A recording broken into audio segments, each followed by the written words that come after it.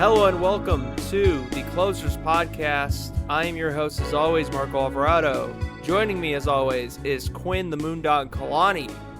And today we have kind of a nerding out episode for you guys. We had a guest scheduled. Unfortunately, things had to change a little bit, but it's no biggie. We're able to still pull through for everybody, and what we're going to do is talk about one of the things that is very near and dear to Quinn's heart. What is that, Quinn? I wouldn't just say my heart. I'd say it's near and dear to all hearts. Anyone who has hope in their heart, who longs for something better, a brighter tomorrow, I dare say. We're gonna get balls deep into some MCU news, and talk about that for a little bit, and then we'll cap it off with a sports recap like we always do before getting into our weekly recs for the week. Yep, so there's a little outline for you for this specific episode, the 15th episode of our second season. But before we jump into MCU talk, please, I must say, follow us on Instagram at The Closers Podcast, on Facebook at Closers Podcast, and subscribe to our YouTube channel. We are The Closers Podcast. You can follow Quinn on Instagram at Quintessential, what was it? Quintessential 39. For Action Jackson, Steven Jackson, the greatest Rams running back in franchise history. I forgot that he wore 39, but yeah, it's true. And you can follow me on Instagram, on my personal Instagram, at Mark Avocado. That is MARC_AVACADO. And without further ado, Quinn, what news would you like to start off this discussion with? I feel like regardless of where we start, we're going to be able to hit on really everything we want to, just because we are that excited about the new news that has come out across the MCU landscape. Oh yes. The universe since the pandemic has been darker for us Marvel heads, more so than other fandoms. But there is a light at the end of the tunnel. This past week, two major things happened. One was a giant casting announcement, a Jade giant casting announcement. Ooh. The other was the debut of a trailer, which we'll get into afterwards. But the first major news, the casting announcement, is for the Disney Plus She-Hulk series. Yes. The Jade Giantess herself, playing Jennifer Walters, aka She-Hulk, will be the magnetic Tatiana Maslany. I love the casting. It's amazing. Perfect. As close to perfect as you can get, in my opinion. If you've seen the show Orphan Black, then there is no need for concern. It was not the casting we suspected. I think a lot of people were pulling for Alison Brie. There was so much fan art out in the world of Alison Brie, and sometimes that kind of puts like a seed in your mind, you know? Yeah. But dude, this one came out of left field, and it was a nail in the coffin because it was fucking perfect. It is perfect. I love this. I love this casting. And like you said before we recorded, she resembles Mark Ruffalo. It looks like they can be roughly related. Which brings us into She-Hulk's backstory. Quinn, what is She-Hulk's backstory for the more casual fans out there? So She-Hulk, aka Jennifer Walters, is actually Bruce Banner's cousin. She is a lawyer, and what basically happens, how she becomes She-Hulk, is she is gunned down in an act of gang violence, or a hit, if you will. Gang violence? Erwin would be so beseeched to hear. The hero known as Wundo would take it personal. Yeah, he would. So pretty much she's bleeding out. She's on the operating table. Things are looking grim, and her only salvation lies in an emergency blood transfusion by one Bruce Banner, a.k.a. the Incredible Hulk. Bruce ends up giving her his blood, and she transforms into we all know as the She-Hulk. But there is a caveat, because it is a second-hand gamma mutate exposure. Mm-hmm. She doesn't go into the quote-unquote savage, the savage Hulk phase. Yeah. That we all associate with Bruce. She retains her intelligence and her consciousness. She pretty much skips the savage phase and goes straight into what we Bruce Banner heads would call the Professor phase, or the Doc Green phase. Yeah. So she starts out where we see Bruce Banner in Endgame. She has full cognitive function and control of her whole persona. That makes sense. And the dichotomy is, the interesting thing is, where Bruce looks at the Hulk as somewhat as an affliction, a disease. He's, I'm always angry, Cap. He's afraid of it. It's like I was made for this. Yeah. It's like I was made for this. Jennifer, when she becomes the Hulk, she sees it as liberating. Ah, I see. And so she chooses to remain in her Hulk form for the majority of her day-to-day life. So she resumes practicing law again as She-Hulk. Her comic, The Sensational She-Hulk, which I believe debuted in the early 80s. Uh-huh. And I haven't gotten too deep into it myself. But from what I understand, that it's a very comical comic. It's very whimsical. Yeah. And pre-Deadpool, she was one of the first characters to break the fourth wall and address the audience directly. Really? Yeah. Wow. So, very, very interested to see how She-Hulk is going to develop. Much like we were talking about in our last MCU conversation, She-Hulk's head writer is another Rick and Morty alum. It's interesting that so many alum from Rick and Morty are being cherry-picked by Marvel. Yeah, it is especially considering that Rick and Morty have such a tendency to lean into the multiverse. Yeah, they do. That's like their whole show. Their whole show is basically based around like the idea that there are multiple universes and multiple versions of a person that bounce around from universe to universe, from dimension to dimension. So the head writer is Jessica Gao. I believe I'm pronouncing that right. Jessica Gao. Uh-huh. And she is quite renowned amongst the Rick and Morty fandom for being the writer of the Pickle Rick episode. Oh God. So she will be heading on the episode that ruined it all in some of their eyes. I honestly, I haven't seen a lick of Rick and Morty, so I couldn't tell you. I've only seen like that episode. I mean, it's an okay show. Like it's a good show. It's just like I just personally don't see the hype around like the ridiculous amount of praise that show has gotten. But I mean, it is a good show and I enjoy it, but it's not like I watched it. I'm just like, oh my God, this show just is talking about you. Like, I don't. It is interesting. I've heard quite celebratory things about that episode. So you're telling me that there's a wide variety of reactions to the Pickle Rick episode. Some love it, some hate it. Because I think what I've seen and what in the circles that I have been in online to a degree that have really liked Rick and Morty prior to the Pickle Rick episode is that episode got so viral and so big that people like a lot more casual people started watching that show, where before it was very much a cult following.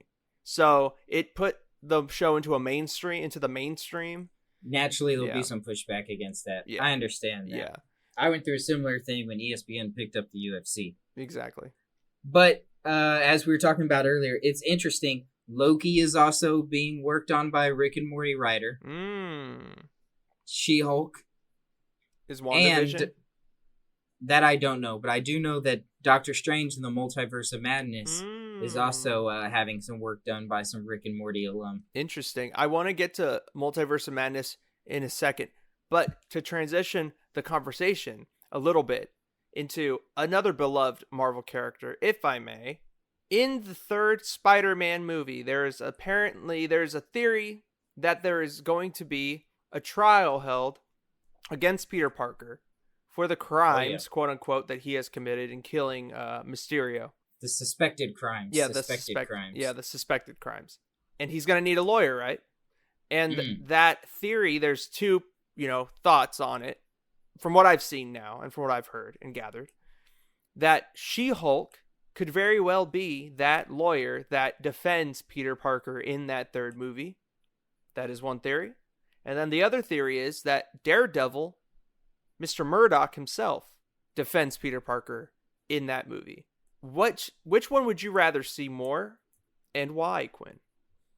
I would prefer to see Matt Murdock represented in a third Spider-Man movie, mainly because there is already there's a history there cinematically between Spider-Man and Daredevil. And if we think back to the Spider-Man animated series, one of the few movies that came out of that universe was a movie featuring Daredevil. What? Yeah. Wait, do you mean like back when they made like really shitty like spoof versions of them, like back in like the 90s? No. This is back in the day, directly from the animated series. I remember renting this movie from okay. Blockbuster. Never mind. It didn't have a specific title. I think it might have been subtitled "Man Without Fear," but it was just Daredevil versus Spider-Man on the old animated series. Remember the theme song? Wow, Spider-Man. Yeah, it was like a electric riff. Yeah, I remember that. So there is there's already a cinematic prerequisite there. Plus, considering you got Queens, you got Hell's Kitchen. Yeah, you got a man with extrasensory powers and a kid with extrasensory powers. Yeah, come on, it's right there. It's perfect. Do you think that? I mean, it's apparent that they're just pretending like the Netflix movie or their Netflix episodes never counted in any sort of continuity. Like they're their own universe, basically. They're treating it as such, correct? Because they're not bringing any of those episodes over onto Disney Plus. They're leaving them on Netflix, and right. They don't have any intention of bringing any of those characters as of right now into the MCU like movie, right? Any movies. As of right now, I think perhaps that might be a safe assumption. Now the rights to those characters do expire at the end of the year and the beginning of next year. Right around the time Spider-Man 3 goes into production. Oh. I thought they were already filming. No? No. Right now I think Tom Holland's filming Uncharted. Not Uncharted. The Uncharted game adaptation. Oh, he's gonna be the star of that? Him and Mark Wahlberg. Oh, God. Okay. Marky Mark and the Funky Bunch. Oh, God. Lost in the Sahara, in the Serengeti. Ugh. Okay. But hopefully by the time, or at least presumptually by the time they do start production on Spider-Man 3, the Netflix characters' rights will be freed up, and there is a possibility, perhaps, that Charlie Cox is brought back as Matt Murdock Daredevil, that Vincent D'Onofrio would be back as Wilson Fisk, a.k.a. Kingpin. That'd be sick. Perfect casting.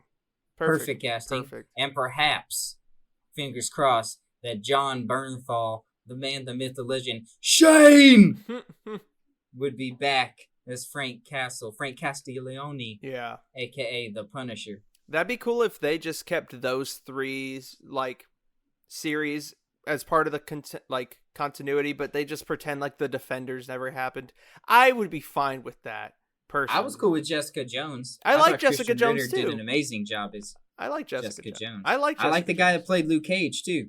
I liked him too. And they just if they just recasted Iron Fist, it would have been fine. And the thing is, I feel like they just kind of got tired, the whole Netflix thing. So like to see them in movies and at least be like supporting characters of the Avengers on the side, I don't see that as a negative thing. I just don't. I think the problem was with the Netflix universe is that they were doing like 10 to 12 episodes a season, and that's so much fucking extra story that is not required. Yeah. The thing that I love that Marvel's doing is they're doing 6 to 8 episodes for Wandavision, for Falcon the Winter Soldier. That coincides perfectly with a 6-issue arc Yeah. in comics. 6 issues is your standard arc, to this day. And so to get 6 to 8 episodes, that's a chef's kiss. Yeah, that's true. That is very true. And also, one show we haven't brought up at all is Hawkeye, right? Yeah, Hawkeye's still in production or pre-production. They haven't announced who's going to play Kate Bishop yet. Oh, they haven't. Which I know. I thought they did. No. There was suspicions that Haley Steinfeld had signed on. Uh-huh. But as of yet, there's been no official drop on any of the new shows as far as casting goes between Hawkeye, Moon Knight, yeah, Ms. Marvel, and Tatiana Maslany as She-Hulk is the first real big casting announcement. Besides, of course, we talked about this last time, Jonathan Majors as Kang the Conqueror. Right, that's gonna be cool. But going back to Spider-Man. Yes. There was a post that came out a couple weeks ago. From who? That one of the greatest wrestling legends, the Doctor of Thugonomics himself. Oh, man. John Cena! Put out a post with him of, some fan art of him as the Sandman. Which would be epic. I loved it. I love that potentialness. That'd be crazy. That could happen. That'd be super cool. It'd be freaking awesome. Yeah. Would Sandman be able to be used by the MCU per the new agreement? Because they was used in the Sony movie back in the day. So wouldn't wouldn't that character fall more in line with, like, it would be in the same universe more with Venom and Morpheus? Or Morbius, my bad. Well, we know Morbius is cross-pollinating with the Spider-Man MCU because the tag at the end of the Morbius trailer features Michael Keaton as Adrian Toomes, aka the Vulture. Mm-hmm. Kind of a cheesy line. He sees Jared Leto walk by and he goes, "What's up, Doc?" But it is what it is. But apparently, according to internet chatter, the Marvel Sony relationship has been better than ever. Olivia Wilde has just been tapped to direct a Sony Spider project. People are speculating that could be Spider-Woman Jessica Drew. That'd be crazy. Do you think that Sandman? So would Sandman be the third movie villain? Because Kraven the Hunter is still rumored, right? Speculated, yeah. And there's also Scorpion. If you remember, Scorpion was in episode. I almost said episode 1, but he was in Spider-Man: Homecoming. Mm-hmm. He was running the kind of, what was it, the smuggling industry on the boat. Yeah. And then he kind of got into a conflict with Spider-Man. Spider-Man kicked his ass off the boat. Yeah, and then at the very end, he just he turns his head. He has a giant scar, and it has he has a tattoo of a scorpion. Scorpion, yeah. And then in the prison scene, the tag scene, he meets up with Vulture, Adrian Toomes again, and he's like, "I hear you know the identity of Spider-Man." And Vulture, is having a moment of a strong character. Yeah, he's like, "Don't know it, can't help you." Pulls a double A on him. Yeah. So I think it's possible. I don't know if Spider-Man 3 is going to actually be the Sinister Six movie that a lot of people are hoping for. That's not the way I would go. I wouldn't go that way either. I think it needs more build-up. It needs more build-up. It's called the Sinister Six for a reason. Let's get 5 movies deep.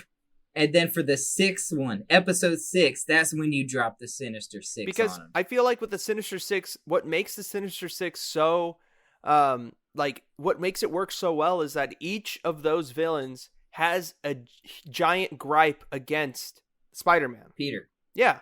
Peter. Or Peter. Yeah, exactly. Peter.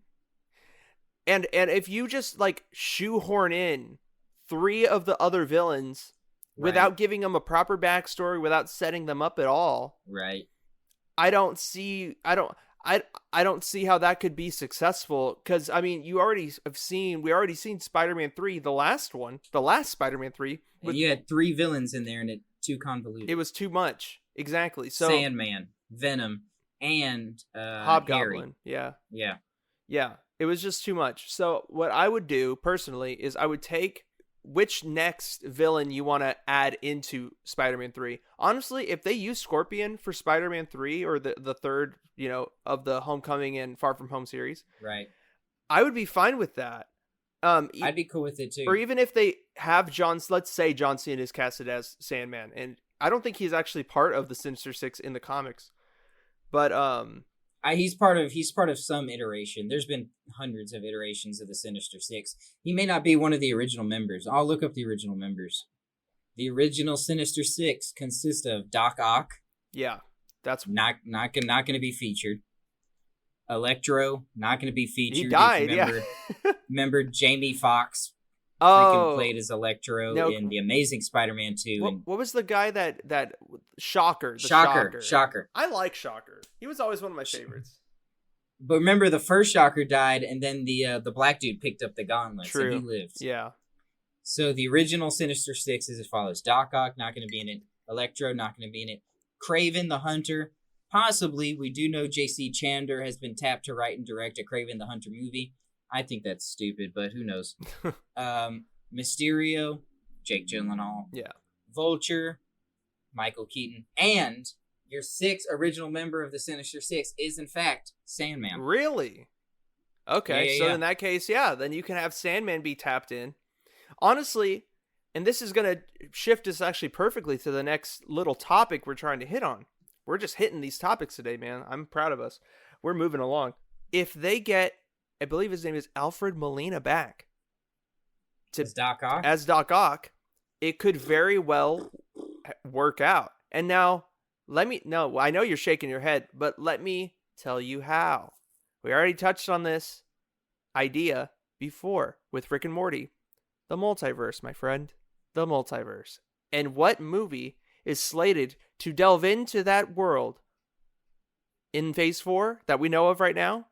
It is Doctor Strange and the Multiverse of Madness. Oh, yes. And which is going to be directed by, what's his name again, Quinn? A little-known director.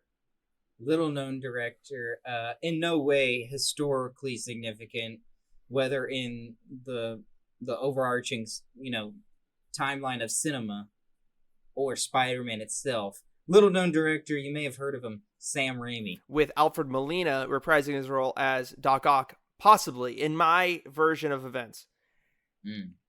The multiverse would open up during that first battle at the bank between Doc Ock and Peter Parker, played by Tobey Maguire. Where he took Aunt May to the bank to get a loan. Yeah. So Doc Ock is in the thick of his hatred towards Spider-Man. He hasn't seen the light yet. Both figuratively, throwing bags of change at him. Yeah. Both figuratively and literally has not seen the light yet. And the multiverse opens up and they fall into present day New York City in the through the multiverse, jump into the current timeline of MCU, and Doc Ock links up with the other members, Vulture, Scorpion, and Sandman, if that's going to be a thing at the time, or Kraven, or Morbius as well. That in my opinion would be really, really really fucking awesome if they just kind of tapped into the idea of there's multiple universes, and in this one case, there's this crossover that's able to happen, and then Tobey Maguire and Peter Parker, the Tobey Maguire Peter Parker and the Tom Holland Peter Parker team up down the line and take on the Sinister Six. That'd be pretty fucking sick. That'd be pretty awesome. It's a good idea, but I venture very differently from it.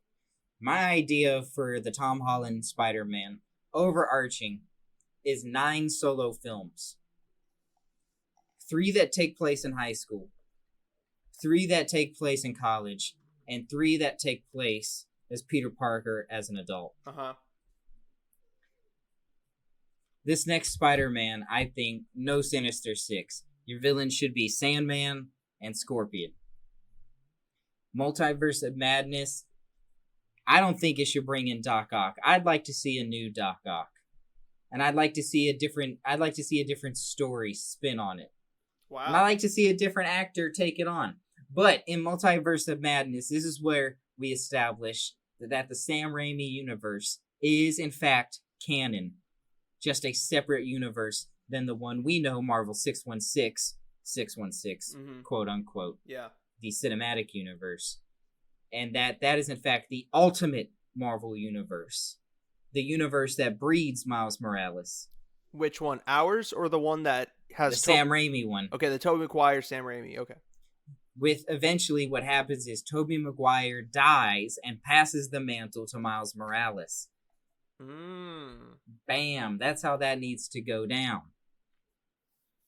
We introduce the Ultimate Universe by having Tobey Maguire Spider-Man help Doctor Strange in Multiverse of Madness, settle all those threads. Pun intended. And that's where I would go with it. That's where I wouldn't go. I think you're right to hold off on the Sinister Six. That needs to happen down the line. You wouldn't have Tobey Maguire and Tom Holland meet at all? No. Oh, come on. That has to happen at least once, man. Even if they fight just like some great, like, Rhino. Even if they just fight Danny DeVito as Rhino or some shit. like that would be just fan service. Like, come on. That has to happen. I would love that wouldn't happen in a MCU proper film. There's no way Sony would let that happen. That would happen in a Sony partnered with Marvel film. When they do a Spider-Verse film, that may happen. Then how would we be able to have Tobey Maguire in the Multiverse of Madness? As a supporting character, he can be featured. Without MCU proper film without Tom Holland. I mean, they'd have to work it out between Sony. Okay. But I think Sony would be on board with it because it would build so much hype.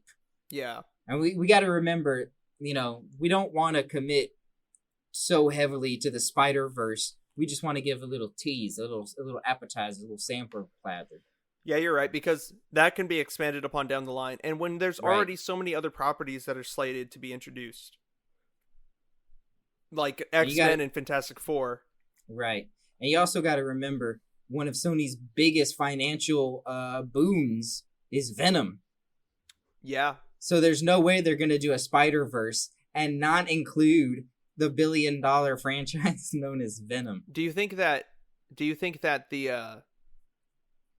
that Sony is where the Sinister Six movie would take place, as opposed to in the MCU? Do you think that? No, I think it would take place MCU proper.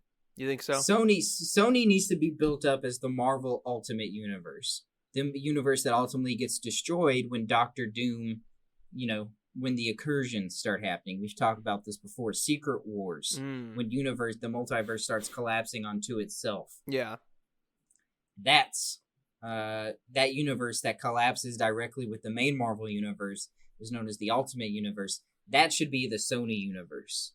And that leads us directly to another rumor out of Doctor Strange in the Multiverse of Madness, that there may be some recast of some characters we well know. Who? I don't know if you're familiar to this, Marco, but there's been a potential leak or a snippet of a rumor. No, don't tell me it's so. There can be a Ultimate Universe Iron Man and Captain America, and two names being tossed around. Tommy Wiseau and Greg Sestero. Tom Cruise and John Krasinski. Oh my fucking God. As the Ultimate Universe version of the Avengers, Captain America and Iron Man. Imagine. Could you imagine a Ultimate Universe Avengers with John Krasinski, Cap, Iron Man, Tony Cruise, Tobey Maguire, Spider-Man. And how about this? What if we also did Ed Norton or Eric Bana Hulk? And then who would play Thor? Who's an alternate universe cast? There doesn't have to be a Thor on that team. No, it could. It could be his brother. Liam Hemsworth. Yeah, Liam Hemsworth. or you bring in old man Logan, Hugh Jackman. Oh, I don't know. He died. His arc's done. I don't understand how that could. That's true. I don't know how that could make sense. But if there's one thing that the old X-Men know how to do, it's to not make sense. So, in that respect, That's also true. Or you could do X-23 Oh, yeah. Wolverine's daughter clone. Yeah, you could. Who, And that could be the alternate universe team. That'd be pretty gangster. They have to help Doctor who Strange. could be the Wesley Snipes? Or I just gave it away. Who could be the Nick The Fury? Nick Fury? Wesley Dude, Snipes. David Hasselhoff. David Hasselhoff played Nick Fury back in the day. Really? Yeah, you didn't know that? Mm-mm. Yeah, David Hasselhoff played Nick Fury back in the day. Dolph Lundgren also played the Punisher back in the late 80s. Oh, I know. Yeah, Dolph Lundgren. Dolph Lundgren. David Hasselhoff would be so funny. Dude, he honestly is the most comic book accurate looking Nick Fury of all time. It's just funny though, imagining all of these actors who are pretty fucking old, minus John Krasinski, like being superheroes. It's like well, Tom Cruise is around the same age as Robert Downey Jr. Yeah, but Robert Downey Jr. Let's face it, looks better. Immortal. Looks better than Tom Cruise looks pretty good. I mean, you're talking about a guy who does all his own stunts. Sure. Put some respect on Tom Cruise's name. No, I respect them. It's just like, man, it's just hard to imagine anybody else playing one of my favorite characters. And it would be risky business, but we could get it done. Hey-o! That would be cool. That'd be really funny to see. So the theory or the rumor basically would be that they would just appear in this movie, or would they become part of like the actual universe? Like, would they be included in bigger that things? I don't know, but the rumor is that it could be a hit, it could be a cameo, could just be small supporting roles. But it would be funny since Tom Cruise was the number one choice to play Iron Man before Robert Downey Jr. And John Krasinski auditioned to be Captain America. Yeah, and came in like second to Chris Evans. Chris Evans, when he first was casted, I was like, the Human Torch? Really? Flame on! Really? Yeah. I'm like, really? Doesn't make sense. He was perfect as the Human Torch, too. That'd be funny if he made a cameo as the Human Torch. As the Human Torch? That would be amazing. That has to happen now. Ryan Reynolds pitched that for Daredevil. Yeah. It didn't go through. Ah, man. That'd be hilarious, though. He just, like, comes back as, like, with the mid-2000s hairstyle, too, the frosted tips and everything he had in that movie. That'd be hella funny. Dude, he was the saving grace of that movie, man. Really? Chris Evans was the best part of the Fantastic Four 1 and 2. You think so? Oh, yeah, late 2000s. As Human Torch, he was perfect as the Human Torch back in the day.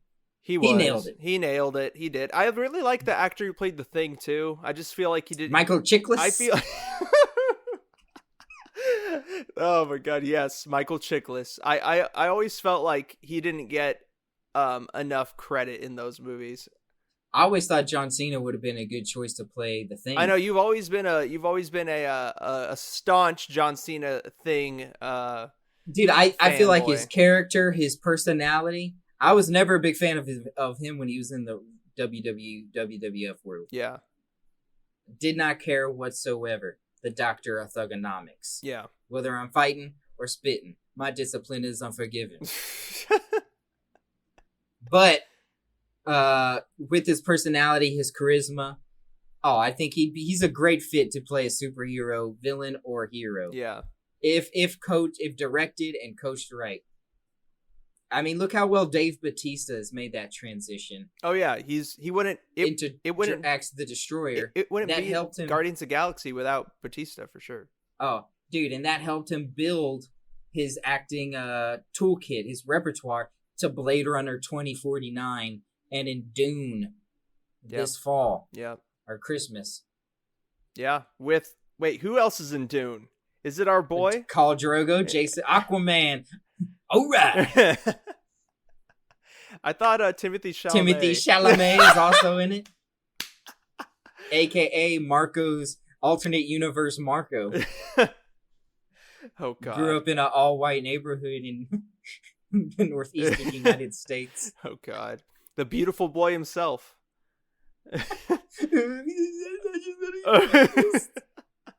So, what other news do we have to touch on? Because I thought there was something about the Multiverse of Madness and Wandavision that you wanted to talk about. WandaVision is the prologue for Multiverse of Madness. What's been hinted at so far is that Wanda Maximoff, aka the Scarlet Witch, will be the main antagonist of Doctor Strange, the multiverse. I almost said the multivitamin. the Multiverse of Madness, or the MacGuffin of the Multiverse of Madness. And if you've been living under a rock this past week, the WandaVision, I said that kind of funny, the WandaVision trailer dropped this past week, actually after the Emmys. And it is one of the best MCU trailers I've ever seen. It doesn't follow that traditional trailer formula. True. Yeah. Where, here are all the coolest lines. Explosion, explosion, explosion. Yeah.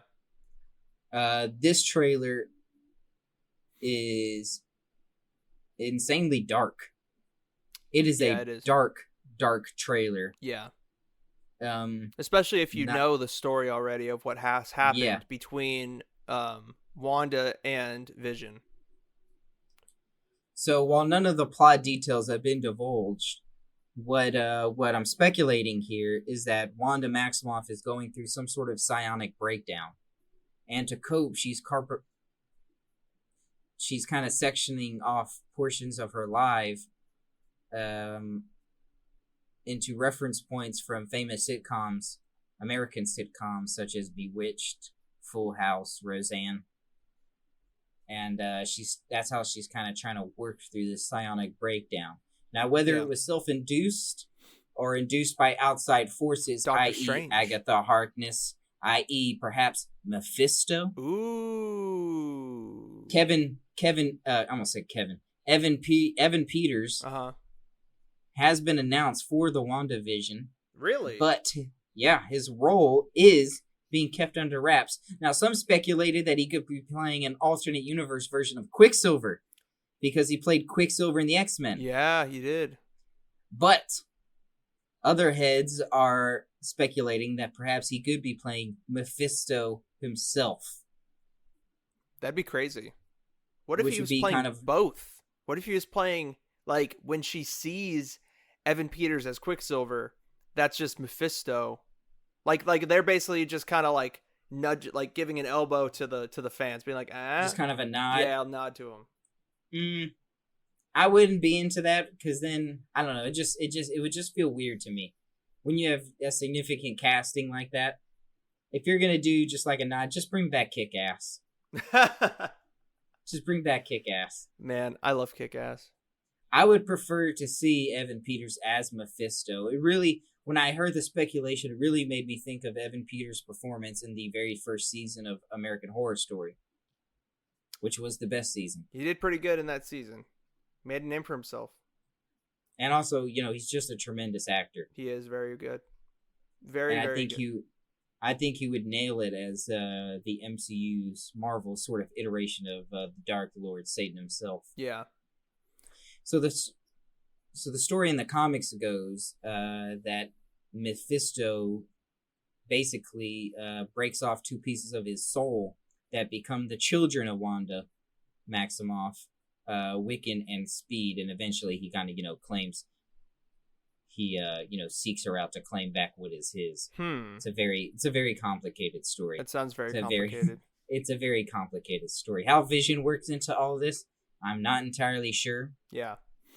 But Vision is gonna act as the audience, much like C-3PO acted for the audience in the Star Wars saga. Ah, right. Remember how C-3PO would just offer a little tidbit in a comment like, "This is fucking mad." Yeah. Shit would just be going off. Yeah. And the part in the trailer that gives it away, but helps me speculate this, is when we see him back in his Age of Ultron getup, and he comes ascends down onto the street, and he touches Catherine Hahn, who is rumored heavily to be playing Agatha Harkness. He touches her head, and she's like, "Am I dead?" And he's like, "No, why would you say that?" She's like, "'Cause you are." Ooh. And he just has this complete bewildered look on his face, and he has the Mind Stone still in his head. Yeah, he does. The Infinity Gem. So it makes me believe that, is Vision actually real? Yeah. No, he's probably not. Or is he like a shade, an aspect of who he used to be? And once Wanda, has this breakthrough, will Vision just, disperse into nothingness again? Yeah.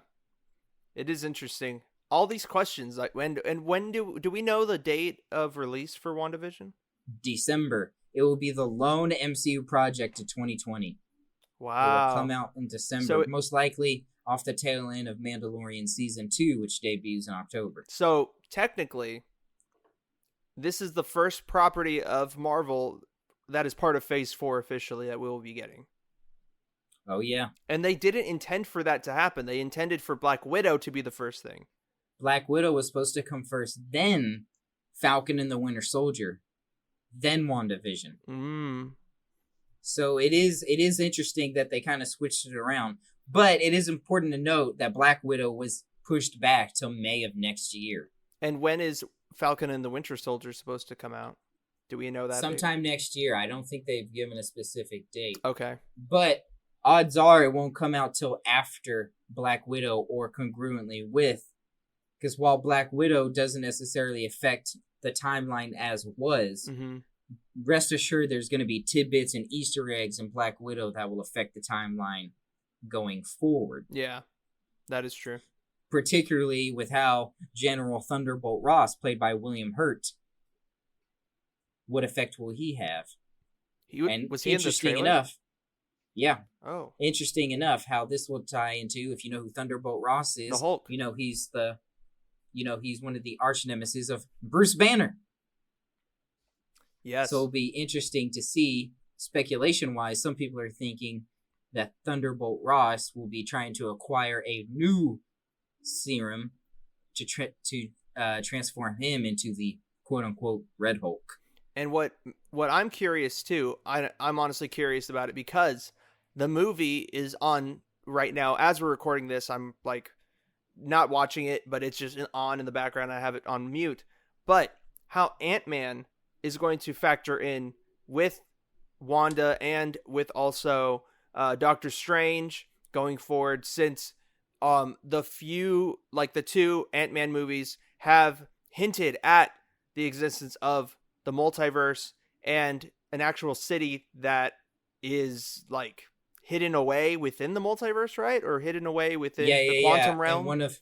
In one of the frames in Ant-Man and the Wasp, you can see a city in the background of the quantum realm, where Hank Pym goes and he retrieves Janet Van Dyne. Oh, interesting. I'm actually at that part right now. That's funny, but yeah, it's gonna be interesting to see how Ant-Man and the Wasp play into this as well, and where their place is going to be in Phase 4. They're going to kind of fade into the background and become, more secondary characters that kind of jump into big universal conflicts to help the good side, or will they? I don't think so. It'll be interesting to see what happens. Stature, also known as Cassie Lang, daughter of Scott Lang, Ant-Man obviously, becomes a member of the Young Avengers. The Young Avengers also have the members Wiccan and Speed, who are these twin sons of Wanda and Vision. I see. But one of the main nemesis for the Young Avengers, which also feature members such as Kate Bishop.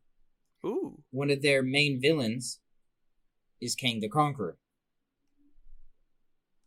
So it is possible that Ant-Man 3 is setting up this Young Avengers arc.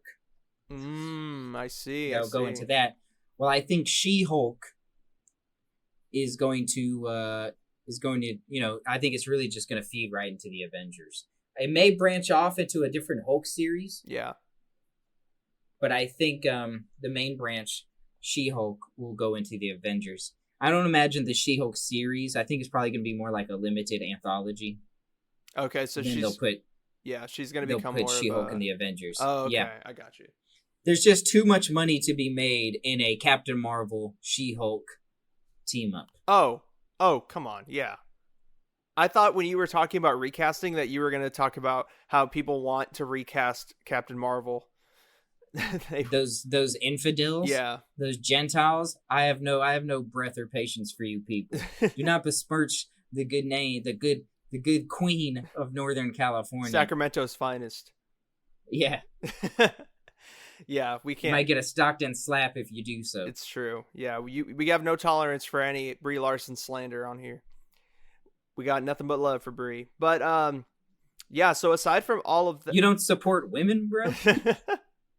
aside from all of that MCU news, or is there anything else that we missed? That It's gonna be super exciting. Let me ask you this: just real quick.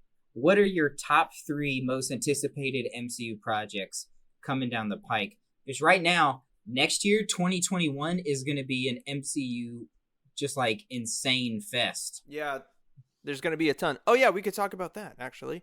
First, before I answer your question directly, I just want to say how I'm kind of glad that we've had a break from MCU content for this past year, because, and even before this past year, like after Endgame came out, there was very much a lull, and then we got Spider-Man to cap it off, and then that's just been it.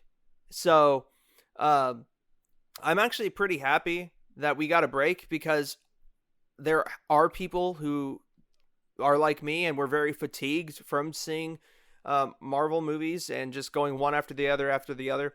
There's a lot of us out there. I know, Quinn, you're not in that group, and I understand you're a big fan. Take all my money. And that's, I know, yeah. And I mean, I'm the same way. I would go and watch them even if they were to come out. But the fact that there has been distance put between Endgame and Phase 3, and now the start of Phase 4, it has rebuilt my excitement. Whereas before, I would just be kind of like, it's like a healthy break. It's like clocking into work after a certain point. It's like Lent. Exactly. I'm like clocking into work. It's just like, all right, here I am again. Let's sit through this 2.5 hours. Okay, that was cool. I wonder what's going to happen. Like, it just became a cycle, a routine that for me got a little boring. Now with all the speculation, all the rumors, all the theories, that's where the fun is for me in the MCU. And the fact that we've had time to allow for those theories to cultivate and those rumors to cultivate, it's made it a lot more fun for me, and I'm a lot more excited than I would have been if in a pre-COVID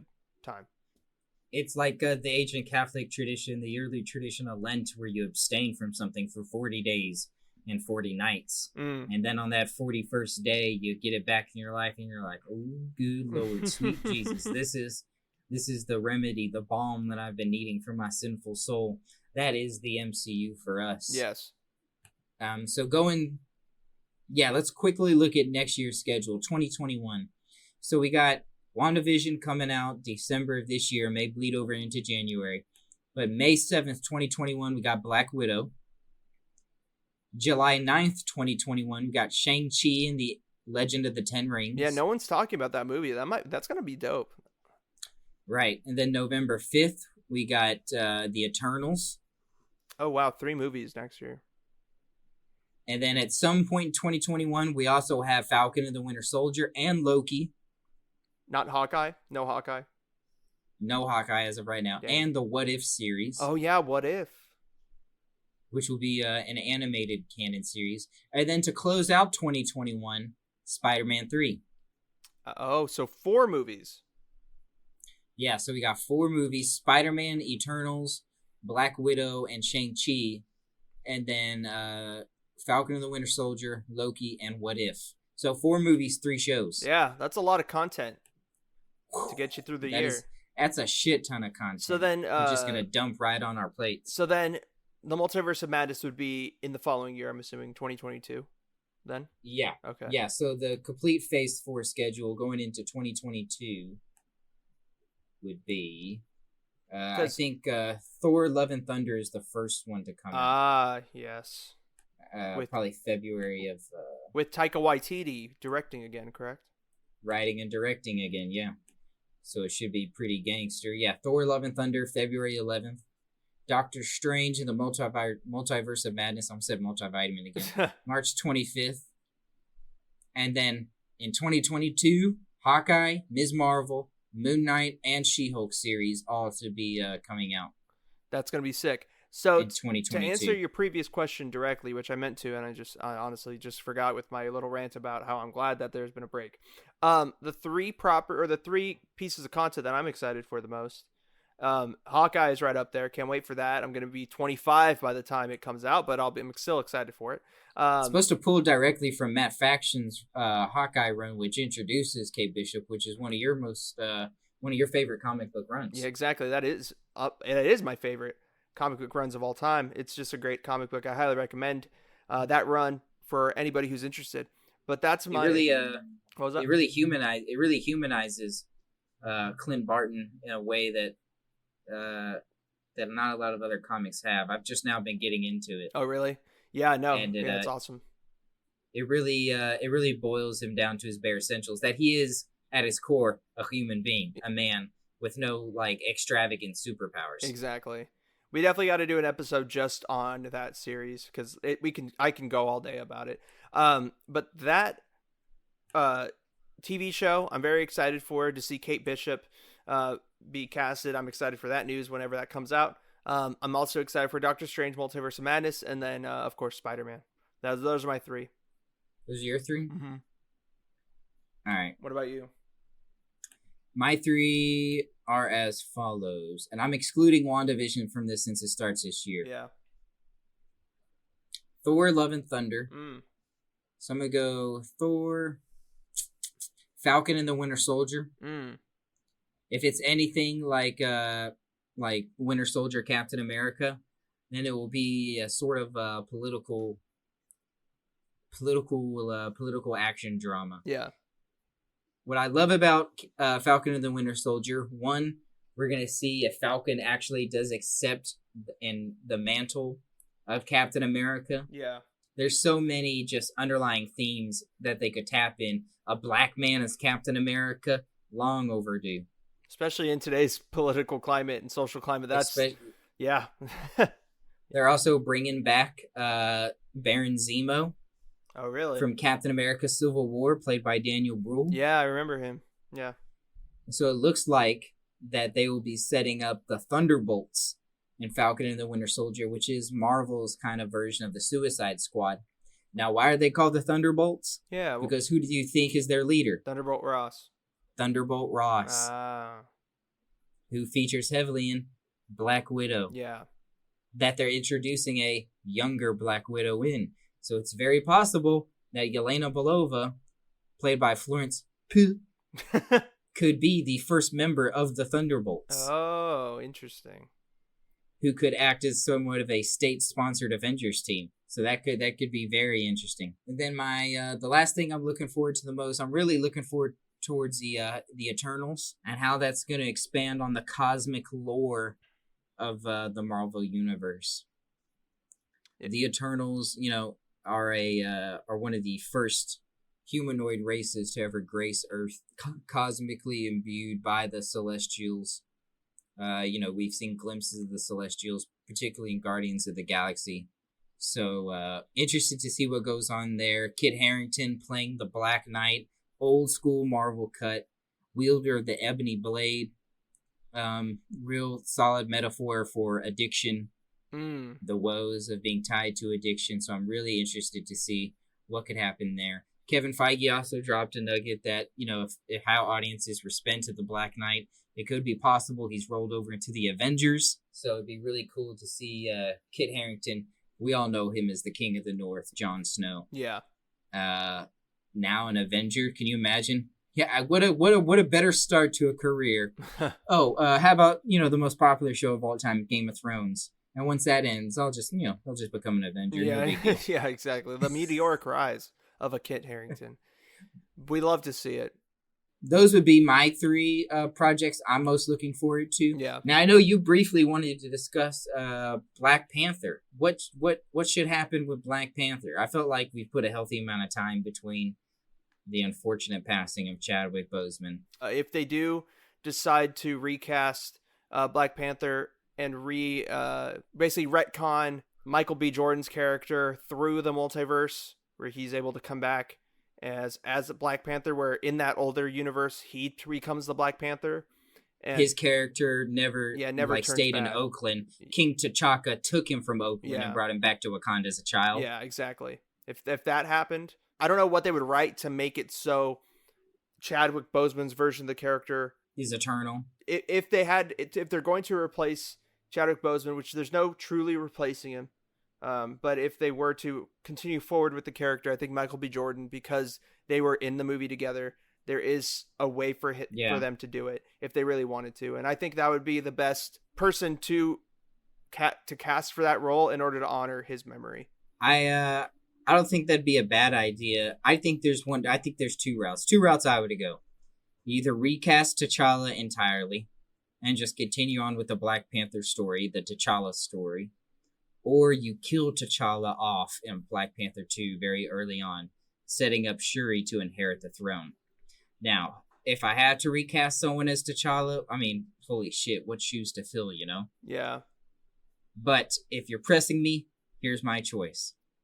John David Washington as T'Challa. You know him from Black Klansman. Yep. You know him from Tenet. I think he could maybe fill in those shoes. He's a tremendous actor. I think he's the only choice. Right. In that respect. If you're just gonna outright recast. That's the way I would lean to. I would go. But if you weren't gonna go that way and you want Shuri to inherit the Black Panther role, then I understand that and I wouldn't be against it. But then the question becomes, what happens to T'Challa? What happens to T'Challa? Well, I would vote that he dies early on in the second Black Panther 2 movie. But then the question becomes, at whose hands does he die by? There's really only two choices. Namor the Submariner, who is, Marvel's first superhero, even though he's been kind of morphed into an anti-hero. Or he dies at the hands of Doom. That's the pick. That's the pick Doom. that I would do. I think he should die. If he's gonna die at the hands of anybody, it has to be Victor Von Doom. It's the only one thing that makes sense to me. The greatest villain in Marvel history. What better way to villainize somebody than to have him kill King T'Challa in the opening moments of Black Panther 2? Yeah. The world would find him absolutely and utterly repulsive. That's what I'm saying. And also, I mean, it's a perfect setup as well for Doctor Doom, not just because the world would find him, like disgusting and evil, right, and as an evil entity, but also it kind of leaves Chadwick Boseman's memory as his death is the catalyst for everything else that happens in Phase 4. So it's not just like they just write him out and then... it would be Phase 5 at this point. Oh, yeah, Phase 5. Because Black Panther 2 is going to come out later on. Yeah. Probably 2023. Yeah, it was already slated to be kind of a longer release. So if they introduced Doctor Doom in another movie and then he goes to Wakanda and kills Black Panther, that would make it very, very interesting, and also, and I just said, it would basically set up everything going forward for the next two phases aside from 4. You're talking about the Darth Vader of the Marvel Universe. You have to nail Doctor Doom. Yeah. Doctor Doom served as one of the inspirations for Darth Vader. It has to be nailed pitch perfect. Let me ask you this. I have 2 casting choices off the top of my head who I think would be perfect as Victor Von Doom. Okay, who? Let me ask you if you have any off the top of your head. I don't, so you could just say what you're... There's been 2 that I've been thinking about for a while. One of them is a Game of Thrones alum. The other one is a Christopher Nolan Batman-verse alum. The Game of Thrones alum I would choose is Nikolai Coster-Waldau. Is he the guy who plays Ramsay Bolton? No. Oh, okay, I was going to say. He's Jaime fucking Lannister. Oh, okay, Jaime Lannister, yeah. Who has the best arc overall in all of Game of Thrones. The books and the show, to be 100% honest with you. And you need someone who can portray that sort of arc for Victor Von Doom. Let's say in a hypothetical world you were to bring Doom and he would kill T'Challa. Well, here's the cold hard facts. To the world, he's a villain. To his country, he's a hero. He's a hero. So you need someone who can juggle that perfectly. Who better than Jaime fucking Lannister? Yeah. To do that. I could see it, yeah. My other option would be, if you've seen Peaky Blinders, if you know who Scarecrow is, I would choose Cillian Murphy to perhaps play Victor Von Doom. Wasn't he already in the MCU? I thought he was already a character in the MCU before. No. No? Okay. No, but I also think he would be absolutely perfect. If you want to do some research on Cillian Murphy, one movie I'd highly recommend is Sunshine, directed by Danny Boyle, also starring Marvel alum Chris Evans. Yeah, Cillian Murphy would be awesome. He'd be like a really awesome, perfect, like safe pick. Right. Yeah, there's already a ton of fan art out there for him as Doctor Doom. Doctor Doom. It works perfectly, but I just think if you're going to cast Doctor Doom, you have to cast Reed Richards, and you have to make sure that there's chemistry there. That right. You can't have some like scrub. They're not going to cast a scrub to be Reed Richards, but you have to have an actor on the same like level as Cillian Murphy. Right. As like you have to have a guy on his level as Reed Richards too. It can't just be. As part of the reason why I'm really hoping that that John Krasinski is going to play an alternate universe Captain America, because I'd like for him to play the main Marvel universe, cinematic universe, Reed Richards. Yeah. So I'm hoping that rumor is really just, a bunch of hubbub. Yeah, I hope so too. Because I feel like he is the perfect pick. Him and his wife too. Come on, is freaking Emily Blunt as Sue Storm. Yeah. It kind of writes itself, and I think that's why that fan casting has gotten so wildly popular, is because it's just so perfect. It is so perfect. It just doesn't make any sense why you wouldn't go that route. And I'll say it again. I say this every time we talk about the Fantastic Four on this podcast, but Rainn Wilson as the Mole Man for the Fantastic Four movie has to happen. Perfect. Even if it's just in the beginning of the movie, where like they're stopping like a really like small side hero or side villain, in the beginning of the movie, it'd be perfect. Like Mole Man, you have to do Mole Man. You just got it. You got to do Mole Man. In an alternate Marvel universe, Stanley should be playing Nick Fury. Just get all the Office. Yeah, all the Office. Yeah. Pam plays Pepper Potts. And then Michael, what's his name? Oh man, Michael Scott. Yeah, Michael Scott. But like the Steve Carell plays like a dude. Like you know how they're in Hollywood, they have those people that walk around in costumes playing, like pretending like they're a superhero or a supervillain. He's one of those people pretending to be Doctor Doom. Oh, that would be hilarious. That'd be super. Michael Scott as Doctor Doom. Michael Scott as Doctor Doom would be super funny. Personally, Toby is Doctor Strange. Toby, yeah, we'll see. It'd be interesting to see how they would handle every character, but that would be really fun to see. And I have to throw that in there every time I talk about the Fantastic Four. It'd be really funny to see Rainn Wilson as Mole Man, for sure. It'd be perfect.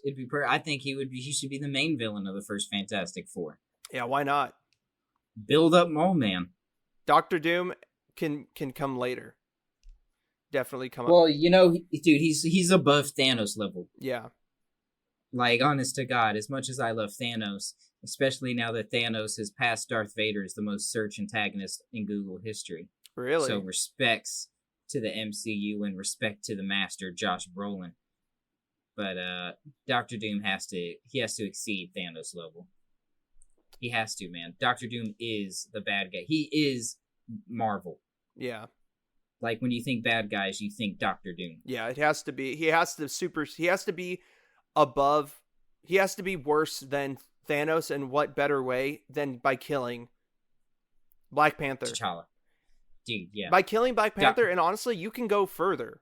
There should be a second hero that he kills. I don't know who that would be. I'm not gonna say any. I'm not gonna name names. But I'm just saying, if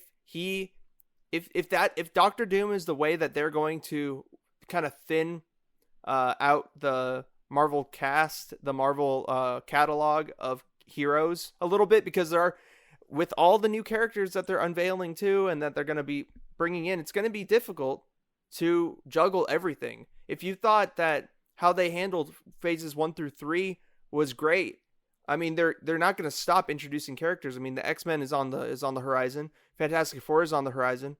They're bringing in the Eternals. So like, there's a lot of characters they're going to have to juggle. And if they're going to go down in the multiverse, they're going to have to, be able to handle all these different characters. At some point, they're going to have to either kill off characters or write him Right. out. And what better way Would than to bring in Doctor Doom, who is the Marvel bad guy? Would it be hilarious if he killed Loki? If Loki just died every time, like there was an Infinity War Endgame event, He just Loki dies. was the guy who dies. That would be funny. That would make sense.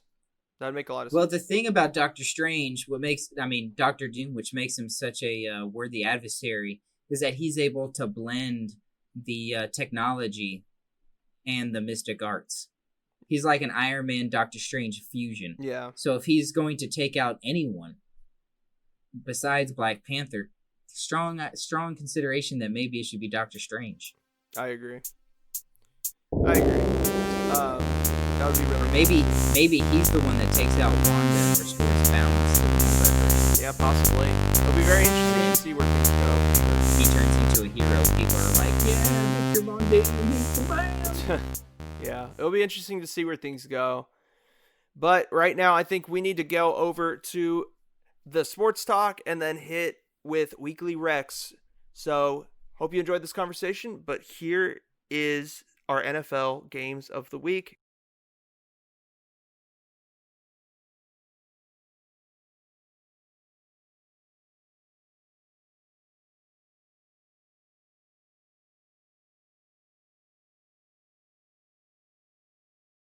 All right, guys. Hope you enjoyed that conversation between me and Quinn regarding the Marvel Cinematic Universe and all the news surrounding it that has come out recently.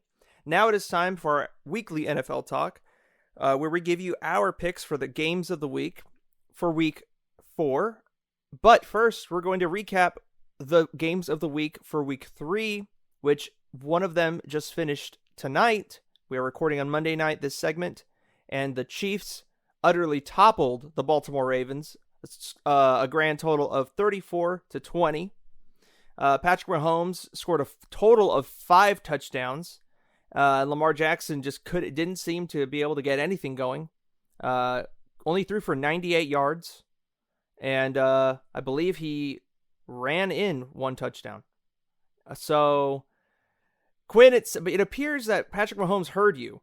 And your disdain for his team last week, and just answered the call. Well, I'd say disdain is a strong word, but it was definitely a call to action for young Patrick Mahomes. Look, standout performance.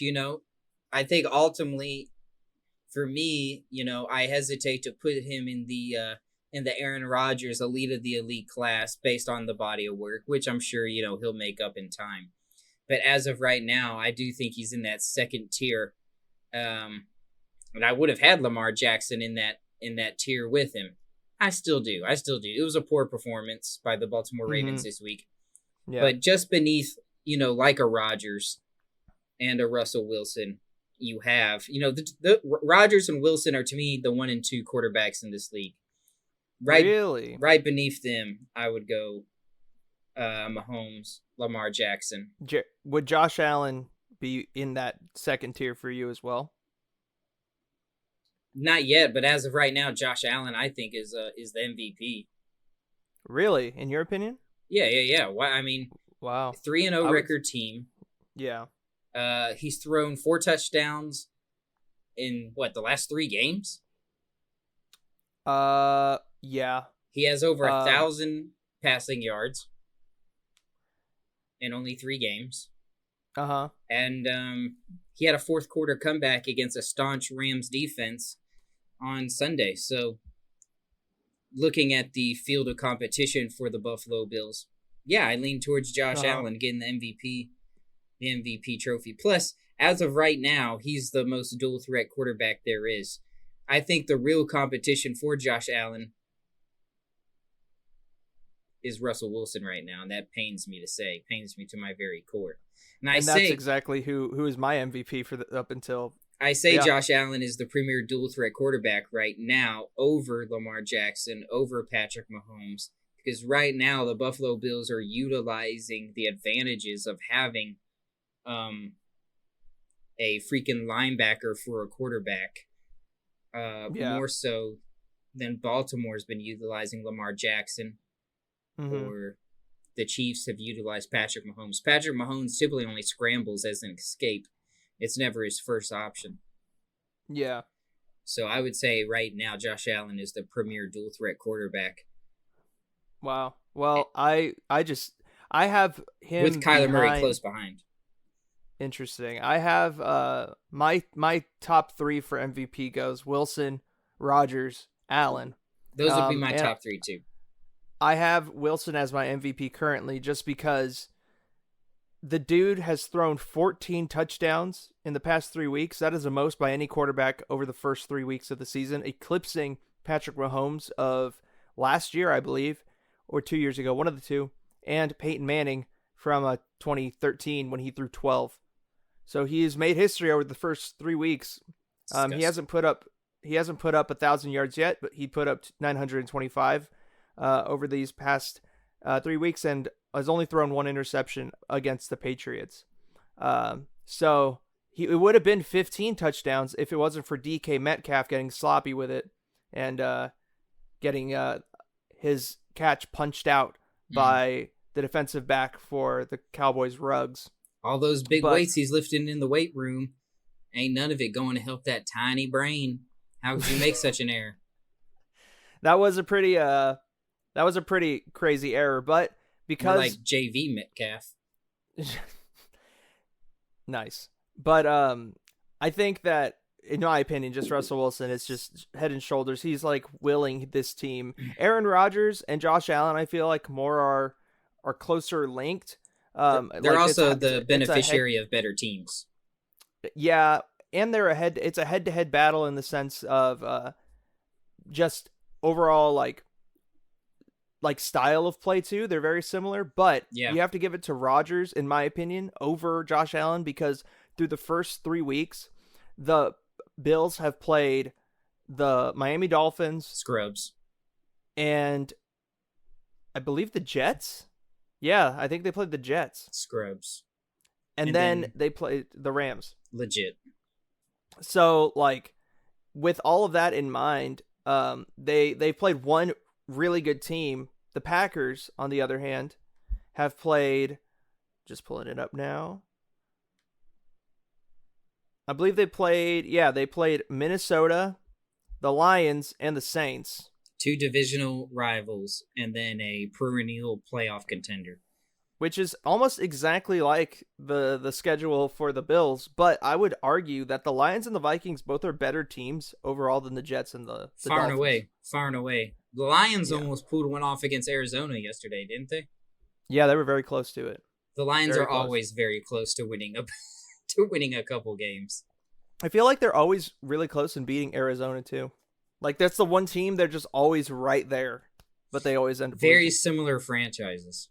Yeah, they are very similar franchises. Very similar. But all this talk about the Bills, it does, kind of pivot us naturally towards your game of the week for last week, which was the Bills and Rams, which you've been alluding to. You did talk about this game on Hang 10, our Monday show. But really quickly, what's the biggest takeaway from this game that you saw, Quinn? My biggest takeaway from the Bills is one was the leadership of Josh Allen, how he was able to rally the team around him, go down the field, and get the game-winning touchdown. That's exactly the kind of development you want to see in your franchise quarterback. You've been able to mark milestones of progression in Josh Allen's career. Quite True. Opposite of, a guy like Carson Wentz. You're marking milestones of regression. Yeah. So I thought that Josh Allen played very well. He's been lights out these past 3 weeks. Stephon Diggs, had one of his tougher games, but he is going against one of the better defenses. I think, obviously I'm biased, but one of the better defenses in the league, at least personnel-wise. Mm-hmm. Devin Singletary had a good game. But, if I'm a Bills fan, would I walk away from this game, one, with a huge sigh of relief that you were able to, get that 2-minute fourth quarter comeback victory, out of your relatively young franchise quarterback, that's something to hang your hat on. Oh, Regardless of what happens in the future, you can look back to this game and you could say, okay, there are clear signs of leadership and fortitude here that we as a franchise can build around. I agree. So if you're a Bills fan, that's what you're looking out for. If you're a Rams fan, there's no such thing as a good loss. But what you do come away from this game is you come away with a sense of pride in the resiliency of your team. You were down 28-3 at the half, and you come back and take the lead with 2 minutes left in the fourth quarter. That shows tremendous team. That takes a tremendous team to do that. So, as a Rams fan, what I see when we overcome a hurdle like that, I see that we're real cohesive. We're all in unison. We're all striving and working together for the same goal, but we're on the same page. Yeah. I also, we're coming away again with the number one rushing attack in the NFL. Sean McVay is sticking to the game plan, which is something he hasn't always done, particularly last year. I felt like we kind of got away from it. We would, pull some crazy shit out of our asses. Mm-hmm. But what we did see in this game against the Buffalo Bills, we saw a commitment to the running game. Darrell Henderson having another 100-yard game. He's establishing himself, perhaps separating himself from Malcolm Brown and Cam Akers. Now, it's a little premature, but maybe. Yeah. So as a Rams fan, we're just walking away with, no such thing as a good loss, but it was a great team effort to come back from 28-3 at the half. It almost feels like the Bills didn't win, but that we didn't do enough to win, if that makes sense. I see. Yeah. So, it is what it is. We'll be looking. I think these are two playoff teams. Yeah. Truly, I think these are two teams that have been playing some of the better football this early in the season, which shows the preparation that they put in the offseason compared to some of the, opposite teams. Yeah. So, it's looking real good for both franchises, for both fan bases. How about your game of the week? What are your takeaways from it? Yeah, real quick for my game of the week, which was the Ravens and Chiefs. I mean, my takeaway is that Patrick Mahomes, unlike your take, which I respect, I mean, I understand it, definitely, but Mahomes is the reigning MVP, Super Bowl champion, defending Super Bowl champion, and he definitely played like it tonight. I think that the Chiefs are turning into a veteran team. Like you look at the veteran teams of the league led by veteran quarterbacks such as Russell Wilson, Aaron Rodgers. They're able to have games where they don't necessarily play to their level that they could, much like they did against the Chargers a couple weeks ago. They very much squeaked out that win. They didn't dominate the Chargers, which they probably could have, but they didn't. But yet they still were able to win. And those are the types of wins that you need going forward to be able to, even when you're not playing your best, you still are able to pull it out. And those guys, Russell Wilson, Aaron Rodgers, definitely do that, week in and week out, where, there's some games where they just dominate and it's over. Like before it even starts, you already know it's over. And then there's other games where, they may not be on all the time, but they still are able to pull it out. Mahomes is like that. He's turning into a vet before our eyes. You say with Josh Allen too, he's hitting certain milestones. You're seeing Mahomes do the same thing, in my opinion. And, with Lamar Jackson pivoting to Lamar and the Baltimore Ravens, they're a good team. They're going to be there at the very end, and I predict it's going to be Chiefs, Ravens, AFC Championship game. I wouldn't be surprised if the Bills are in there too, but I really do think that these two quarterbacks are going to be able to get their teams to the AFC Championship game. And it's a long season. Just because the Ravens have not been able to beat the Chiefs up to this point, they're 3-0 with Lamar as a starter, doesn't mean that they're not going to be able to make this a rivalry. Both these quarterbacks are going to be in the league for a long time. And, at the end of the day, to me, it just seemed like the Chiefs defense played and wanted it more than the Ravens defense. And that's what it kind of came down to for my game of the week. Very much so. The Chiefs defense went out. They had something to prove, and they definitely proved it. They shut down Lamar Jackson, who, you know, an MVP in his own right. So they definitely made their point. And now going forward, it's now time for the Ravens to respond. And what better team to respond against than their close rival in terms of geography, the Washington Football Club. So that'll be a very interesting game, but it is not my game of the week. That's not my game of the week. Let me ask you this. Who is the better Andy Reid quarterback? Patrick Mahomes or Donovan McNabb? Has Patrick Mahomes done enough in his short career to eclipse Donovan McNabb as Andy Reid's best quarterback? Yeah, he won a Super Bowl. Like, come on. What else did he? What do you mean? I don't know, what do you mean? Donovan McNabb, 5 NFC championships, 1 Super Bowl appearance. I mean, that's please. He never won the big one, but man, you got to give some recognition to second place, to the silver medalist. I give recognition to Donovan McNabb. I think he was a great quarterback, a little ahead of his time with his style of play. And I got nothing but love for Donovan. Let me ask you this. McNabb. If Patrick Mahomes retired after this season without winning the Super Bowl, would you still have him above Donovan McNabb? Yes. Okay. I have Nick Foles above Donovan McNabb because he won a Super Bowl. Oh, you're tripping. For the team that Donovan McNabb couldn't get it done with. But the franchise, Andy Reid wasn't the coach of the Eagles when they won that. True. Very true. I'm just saying the franchise. But oh man, you're super Nick Foles. Dude, Nick Foles is a legend, man. Do they have a statue of Donovan McNabb outside of that stadium? No. Do they have a statue of Nick Foles? They do. Listen, this is also a city that has a statue of a fictional character. Their greatest sports icon is not a real person. I'm talking about Rocky Balboa. So let's caveat that with a little bit of, well, if you want to talk about cities and statues, I mean, LA is like the capital, the mecca of statues of fictional characters. So no, you're definitely not wrong there. I guess the point I'm making is that Philadelphia is an overrated sports town. Oh, geez, you love all these sports cities. Let me tell you, don't wear a flannel around me, because if you got buttons, I'll press them. Oh my God, man! I've never been to Philadelphia, but I know you haven't. No one is safe. No one is safe. But talking about people that have booed Santa. I mean, come on, man. Nobody is safe. But the game of the week, your game of the week, Quinn.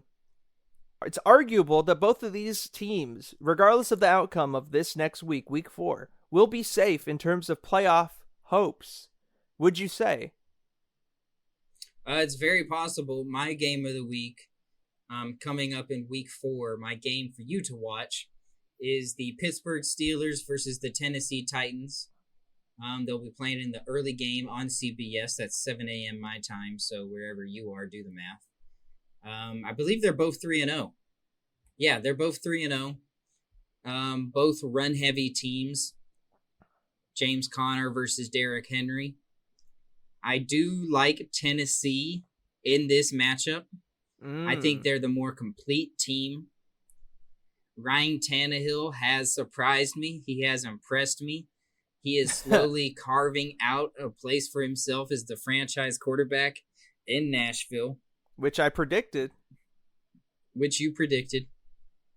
But it will be interesting to see two very staunch defenses, two frankly very similar teams. Similar in makeup, similar in build, similar in coaching style. Yeah. And one of these O's has got to go. And I'm predicting in a close game that the Pittsburgh Steelers take the L 13-10. I'm going with the Tennessee Titans. Tennessee Titans. 13-10. Derrick Henry. I'm going to go 70 rushing yards, 2 touchdowns. Wow. I think that will get him over the edge. A missed field goal will make it 13. A mixed extra point will make it 13-10. Wow. Okay. So you're predicting Chris Boswell, to miss a field goal in that game. Yeah. Okay, we'll see. I mean, that's very. Let me tell you that's an 8-ball bold prediction. That is a bold prediction. Boswell's not a bad kicker. And so let me tell you, if Boswell misses if Boswell misses a kick this weekend, you heard it here first. You did. And I will concur with you. Actually, I will agree with you. I think that the Tennessee Titans are the better team. We went into this season, both you and I, with the same feelings against the Steelers. We thought that this team was basically done, and we thought that Big Ben wasn't going to be able to play to this level that he has been. It's surprising, and good for Steelers fans and all. But he's in the American Badass part of his Undertaker career. Yeah, exactly. And I think that with him, no motorcycle pun intended. Yeah, no. I think that it's going to be a more competitive game in terms of scoring than you think. I think this is a game where the defenses kind of become absent. The defense, when the Tennessee Titans played Minnesota last week, the defense kind of just went to sleep. They didn't really do a whole lot in terms of forcing any sort of turnovers. I do have the stats here, but it doesn't look like I'm able to see if there were any turnovers. Correct me if I'm wrong, of course, but they just weren't as impressive as I thought they were going to be. Same with this Steelers defense. Everybody going into the season, a lot of the talking heads were praising this Steelers defense, saying that they were going to be staunch and all this stuff. They've been okay, but I mean, they almost lost to the Tennessee Titans, or not Tennessee Titans, the Houston Texans last game. So these are both teams that do have holes on the defensive side, and I'm going to predict that the Tennessee Titans beat the Pittsburgh Steelers by 1 point, 24-23. Tennessee. It's going to be a nail biter. I think it's going to go down to the wire, but in the end, I think Tannehill and Derrick Henry get it done on the offense. How do you think my man Juju Smith-Schuster is going to do? If I were to predict Juju's output, he had a decent game yesterday. I think he's going to, I'd say, 80 yards, 6 catches, and a touchdown. And just to offer you your correction, Ryan Tannehill did throw an interception yesterday against the Vikings. Oh, okay. But it looks like that may be his only one. Okay. Did the Tennessee Titans have any interceptions, or did they have any turnovers? They picked the ball off twice from Kirk Cousins yesterday. Okay. All right. Makes sense. So, I guess that brings me to my game of the week, which is very interesting, Quinn, that you picked the Steelers versus the Titans, because I'm picking the two teams that each of those teams played in week 3. And I'm talking about the loser leaves town match of the week. The Minnesota Vikings 0-3 going up against the Houston Texans 0-3. And I'm saying it right now. Whoever loses this game is out of the playoff hunt. Week 4 already. They're done, in my opinion. I'm not going to. I know it's bold, but listen. You gotta lay it all out there sometimes. And these Minnesota Vikings and Houston Texans have underperformed, both in their own right. Both were playoff teams last year. Minnesota in the playoffs last year. Very surprising when they were able to get that win. And competed heavily against the San Francisco 49ers, whom they succumbed to in that game. Houston Texans were able to survive the current MVP in Quinn's eyes, Josh Allen, and were able to get to the divisional round of the playoffs before succumbing to the Kansas City Chiefs in a historic win by the Kansas City Chiefs. Jumping to this season, both teams are 0-3, and they have both faced pretty tough schedules up to this point. The Minnesota Vikings have played the Packers, the Colts, and the Titans, while the Texans have played the Chiefs, the Ravens, and the Steelers to start their season. So none of these teams have really been afforded any favors here, but nonetheless, these two teams were good enough to at least take one of those games. Like, I believed that the Minnesota Vikings are good enough to beat the Colts, but yet they got punked by them. Same with the Texans. I thought they were good enough and were winning for most of the game against the Steelers, but in the end just faltered. So I think in the end, whoever loses this game, it's just going to be it's going to speed up their descent down the toilet bowl, so to speak. And I'm going to actually say that it is the Minnesota Vikings that lose this game. And it all comes down to quarterback. And I just have more faith in Deshaun Watson than I do Kirk Cousins. And you don't like that. I do not like that. I'm sorry. I think, for everything that I've talked shit about J.J. Watt, I might have on this podcast, I feel like he's overhyped at this point. He just gets hurt every year, which isn't on him, but his, I don't know, every year he gets into the playoffs and they just don't really do anything. And he makes some plays, and I know that he's just one guy on the defensive end. But this year, it just feels different watching him play. I feel like this is really his last hurrah in a way, and no one's really talking about it. He's been in the league for quite a while now, and as a defensive player, who hits hard and also takes a lot of hits in his own right, I don't know how many more years he has in him. So I really think that J.J. Watt is going to be the difference in this upcoming game because he knows what's on the line, and he's going to take out Kirk Cousins, not injure him, but just he's going to pressure him, make him make dumb mistakes, which Kirk Cousins is prone to do. And the Texans are going to win this game, I'll say, 30-24. Wow. Yep. That's my prediction. Just for the sake of being a contrarian, I'm going to go Vikings 21, Houston 17. And that's simply because Dalvin Cook is starting to turn it on. I see. Yeah, the running game very well could be the difference. I think they'll lean on Dalvin Cook to keep Deshaun Watson on the sideline. Otherwise, I would pick Houston to win. But I think Dalvin Cook's going to bring it home for him. I think what's really been interesting is watching the offensive progression, or just the offense as a whole, struggle for Minnesota since getting rid of Stephon Diggs. Yeah. Who was their perceived number 2 receiver. Mm-hmm. It's looking like perhaps Stephon Diggs was really their number 1 receiver.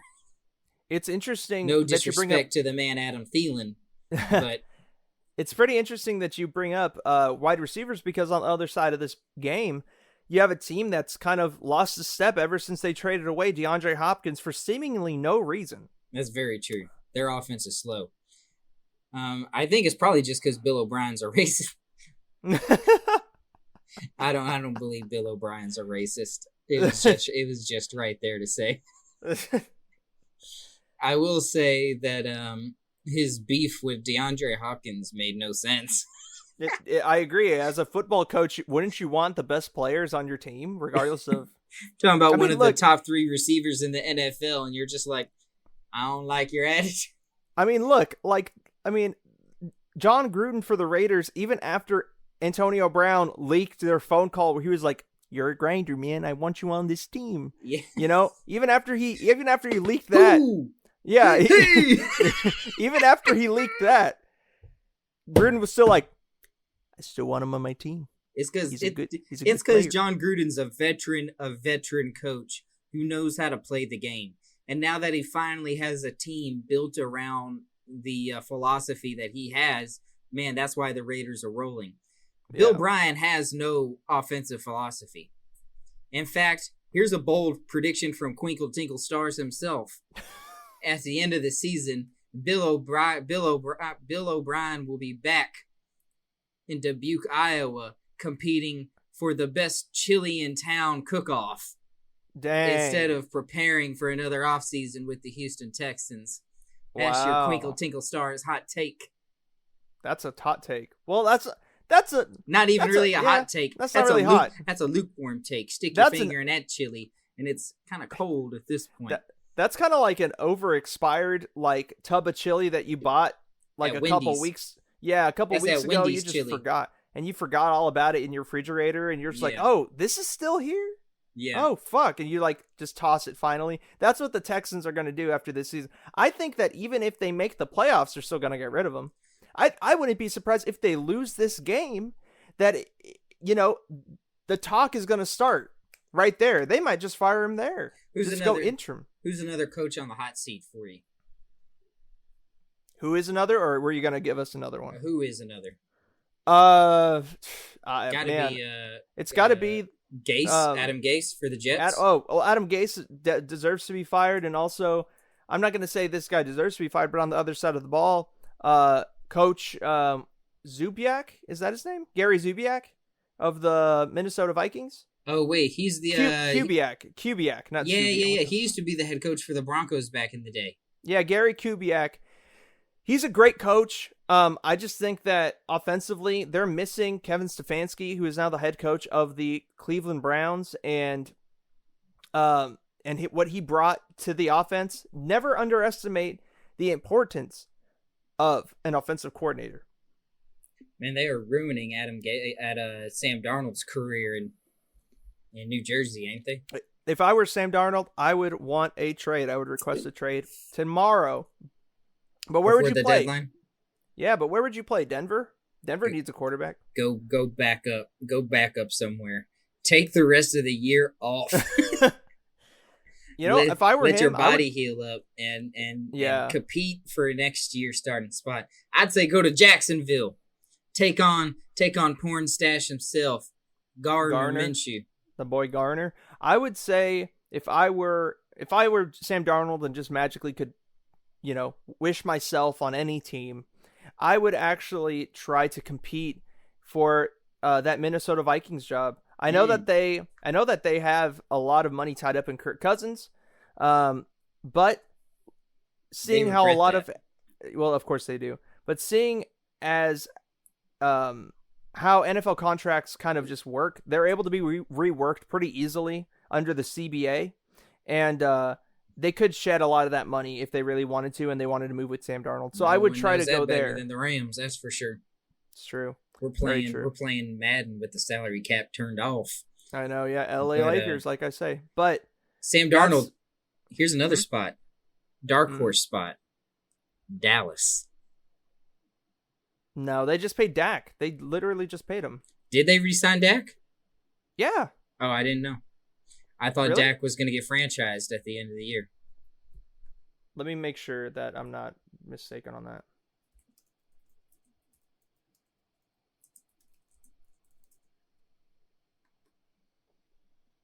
Oh, yeah, they were unable to reach a deal.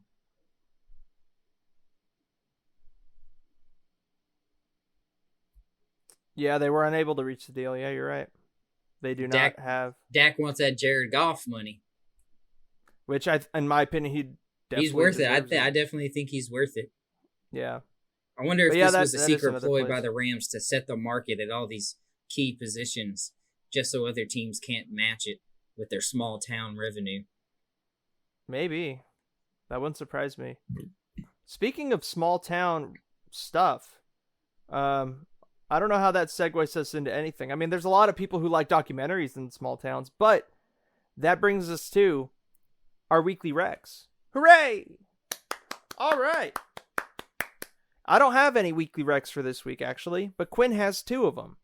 So, Quinn, what are you said there was two documentaries that you wanted to plug this week. I'm curious what those are. I amended it to one documentary and one food chain. Oh. So pick your poison. Which one would you rather hear first? Entertainment or... Let's do the food chain first. All right. My food chain that I am recommending to you, let me tell you something. It gets hot as fuck in Sacramento County.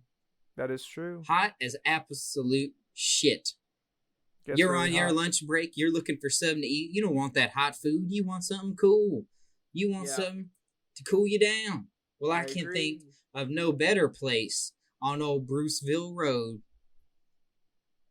right next to the UPS store 1040.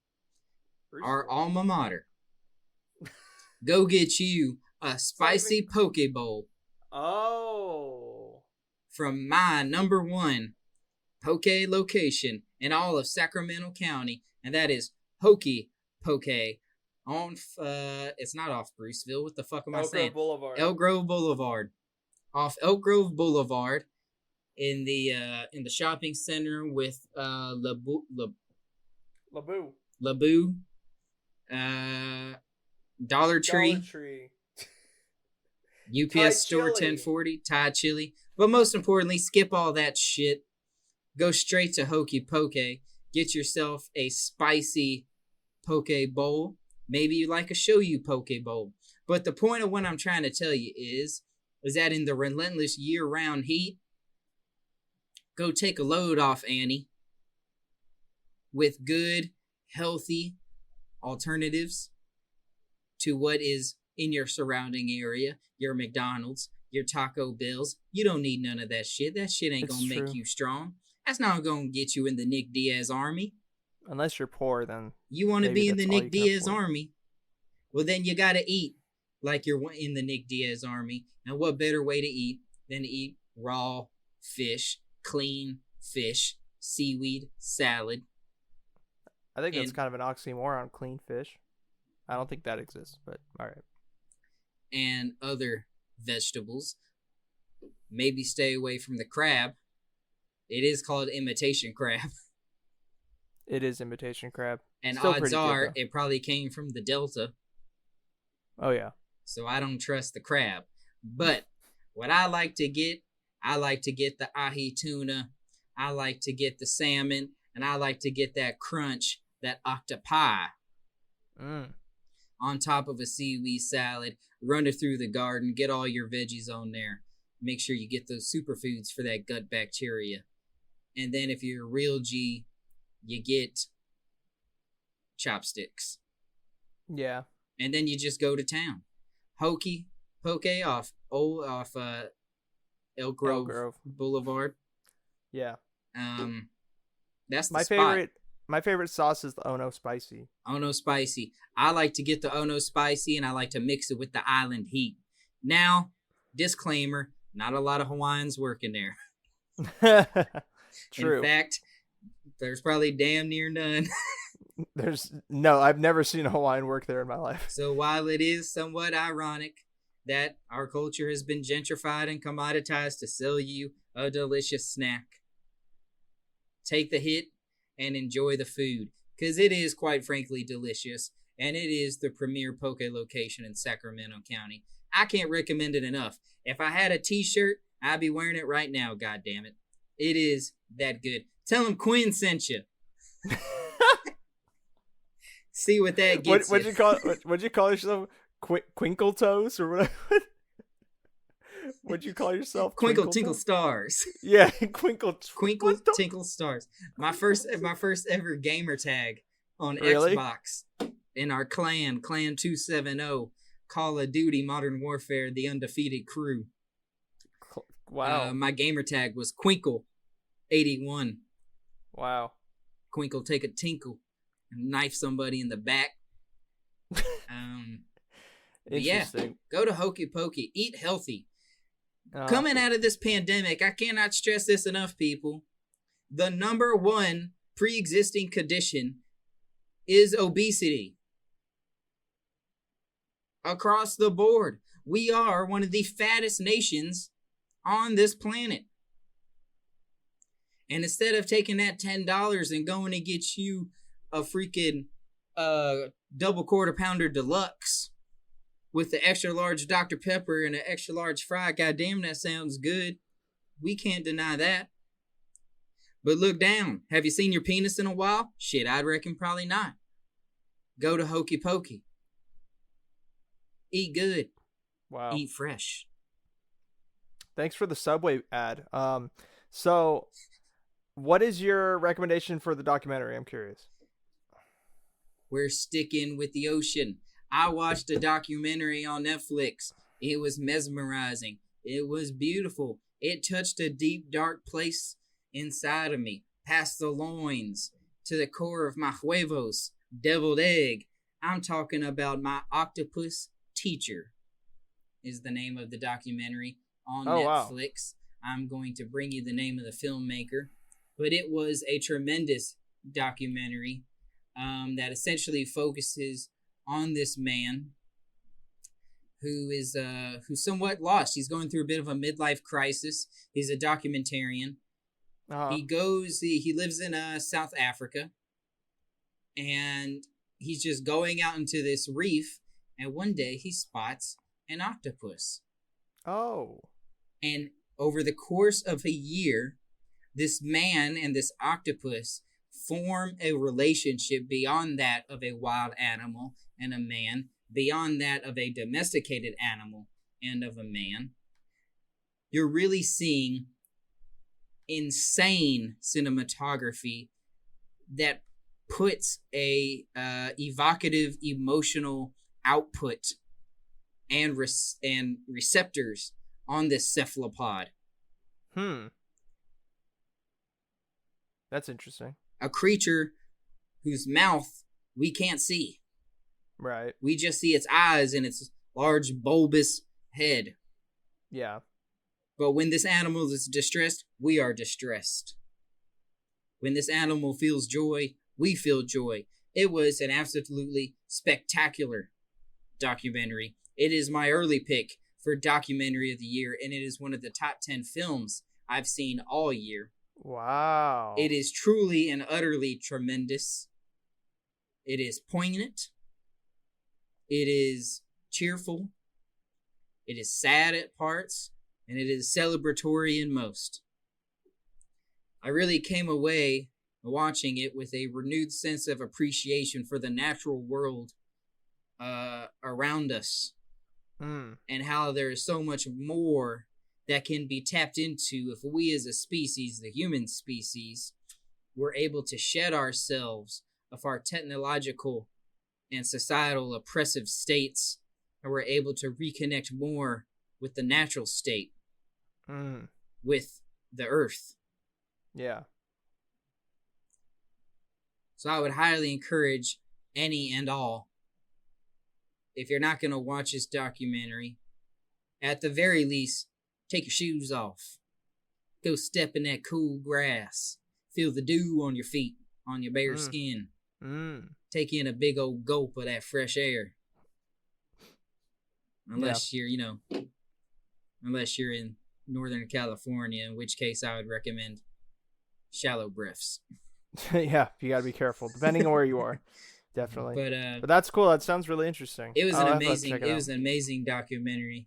Absolutely amazing. I heard it as a recommendation from a show I frequently watch and have previously recommended on this channel, Morning Combat. And I can't recommend it enough. It is absolutely beautiful. I'm always intrigued. Cinematography, as a abstract kind of idea, is fairly easy to understand on the surface, but much like a glacier, 70% of it is underwater. Now take all the intricacies of cinematography and put them underwater. Yeah. Holy shit. And the guy's not scuba diving at all, he's snorkeling. Oh, okay. So there's a extra degree of difficulty that is there for you guys to appreciate. So cool. I'm sure you guys have nothing to do. In fact, I know you guys have nothing to do because I have nothing to do. Even though I'm in school, I find blocks of time where I ain't got shit going on. Turn off the porn. Yeah, you will speak for yourself. Learn something. Learn something. So. Learn something about our octopi brothers. Yeah. Not so different from human beings. Well, I'll definitely check it out. But it seems like we're about at that time. We're almost at 2 hours now. So it is time to bid everybody adieu. Thank you for listening to this episode of the Closers Podcast. Please follow us on Instagram at the Closers Podcast, on Facebook at Closers Podcast, and subscribe to our YouTube channel. We are the Closers Podcast. Next week, we actually know who's going to be on the show next week. It is an old guests. Well, it's actually two guests that have been on this show previously. In the first season, towards the end of the first season, I had a band on from New York called The 12th Human. They are coming back on next week to talk about the state of the music industry in 2020 during the pandemic and all the intricacies that have come with that. They are also going to talk about what they've been up to ever since our first interview. They've been up to a lot of cool stuff. So it'll be really cool to catch up with them. We're both really excited to talk to those guys. And please tune in to Hang 10 with Quinn Kalani. Go back and listen to that. It came out on Monday. And I'm going to be closing out your week in style, as always, on Friday with closing out the week. We have a lot to talk about. Presidential debate, if you're listening to this on Wednesday, was just yesterday. So it's going to be very politic heavy, just like the other episodes have been. But that's the year we're living in. 2020 is an election year. Therefore, there's a lot of politics on the line. So that's what we're going to be talking about. So if you're interested, stay tuned for that. And on behalf of Quinn Kalani and the Closers Podcast, take care.